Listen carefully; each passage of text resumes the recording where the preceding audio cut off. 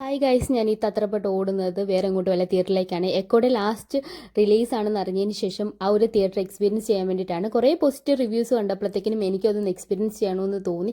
അങ്ങനെ ഒന്നും നോക്കിയില്ല, തിയേറ്ററിലെ ലാസ്റ്റ് ഡേയിലേക്ക് എത്തി. അവിടെ ചെന്നപ്പോൾ ഒറ്റ മനുഷ്യരില്ലായിരുന്നു. ഈ തിയേറ്റർ ഞാൻ വിലക്കെടുത്തതാണോ എന്ന് തന്നെ സംശയിച്ചു പോയി ഒരു നിമിഷം.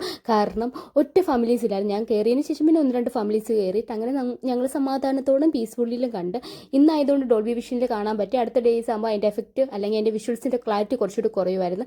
പിന്നെ ഇതായിട്ട് ഇടയ്ക്ക് സമ്മർ ഇൻ ബെത്ലഹേമിൻ്റെ ആ ഒരു അഡ്വർടൈസ്മെൻ്റ് ഒക്കെ വന്നപ്പോൾ ഭയങ്കര എനിക്ക് നൊസ്റ്റു അടിച്ച്. കാരണം എന്ന് വെച്ചാൽ നമ്മൾ കുട്ടിയൊക്കെ ആയിരുന്ന സമയത്തായിരുന്നു ഇതിൻ്റെ റിലീസ് വന്നത്.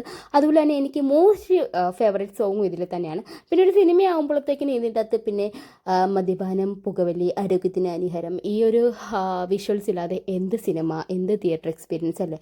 പിന്നെ അതുപോലെ തന്നെ എനിക്ക് ഈ ഒരു ഭാഗം ഭയങ്കരമായിട്ട് ഇഷ്ടപ്പെട്ടു. കാരണം എന്ന് വെച്ചാൽ ഇപ്പോൾ ഒക്കെ സിനിമയിൽ ഏത് ഭാഗത്താണ് നമ്മൾ ആ ഒരു പോസ്റ്റർ വരുന്നത് അല്ലെങ്കിൽ ആ ഒരു പേര് വരുന്നത് നമുക്കറിയത്തില്ലല്ലോ. പക്ഷേ ഞാൻ കറക്റ്റ് ടൈമിൽ തന്നെ വീഡിയോ എടുത്ത സമയത്ത് ആ അസ്കിനെ കണ്ടിട്ട് വീഡിയോ എടുത്തത്, പക്ഷേ കറക്റ്റ് ടൈമിൽ തന്നെ എൻ്റെ ഒരു വീഡിയോ കിട്ടി. അതുകൊണ്ട് തന്നെ എനിക്ക് എൻ്റെ സ്റ്റാർട്ട് ടു എൻഡ് വരെയുള്ള വീഡിയോസ് കിട്ടി. അതിൻ്റെ അകത്ത് എനിക്ക് ഏറ്റവും ഇഷ്ടപ്പെട്ട ഒരു വീഡിയോ എന്ന് പറയുന്നത്, അതിൻ്റെ സീൻ എന്ന് പറഞ്ഞ ഇതാണ്.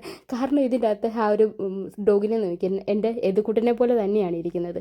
ഇവർ പറയുന്ന മലേഷ്യൻ ബ്രീഡാണെന്നൊക്കെയാണ്, പക്ഷേ എൻ്റെ എതുക്കുട്ടൻ എന്ന് പറയുന്നത് അവനെ എനിക്ക് തെരുവിൽ നിന്ന് കിട്ടിയതാണ്. പക്ഷേ എനിക്ക് ഭയങ്കരമായിട്ട് ഇഷ്ടപ്പെട്ടു. ഞാൻ അറിയാതെ വല്ല ഇവൻ പോയി സിനിമയ്ക്ക് അഭിനയിച്ചു എന്ന് വരെ ഞാൻ ചിന്തിച്ചു പോയി. പിന്നെ നമ്മൾ തിയേറ്ററിൽ പോകുമെന്ന് പറയുന്നത് കുറേ പട്ടി ഷോ കാണിക്കാനാണല്ലോ. അങ്ങനെ അവിടെ ട്രീ ഒക്കെ അലങ്കരിച്ച് വെച്ചേക്കും. നമ്മൾ കുറേ പട്ടി ഷോസൊക്കെ കാണിച്ച് ബബ്ബയുടെ പോസ്റ്ററൊക്കെ വരുന്നപ്പോൾ നമ്മൾ അതിൻ്റെ അകത്ത് വീഡിയോസൊക്കെ കറക്റ്റായിട്ട് എടുത്ത്. പിന്നെ ഞാൻ അനു അഭിനയിൽ പോയിട്ടാണ് കണ്ടത്. അപ്പോൾ ഇത്ര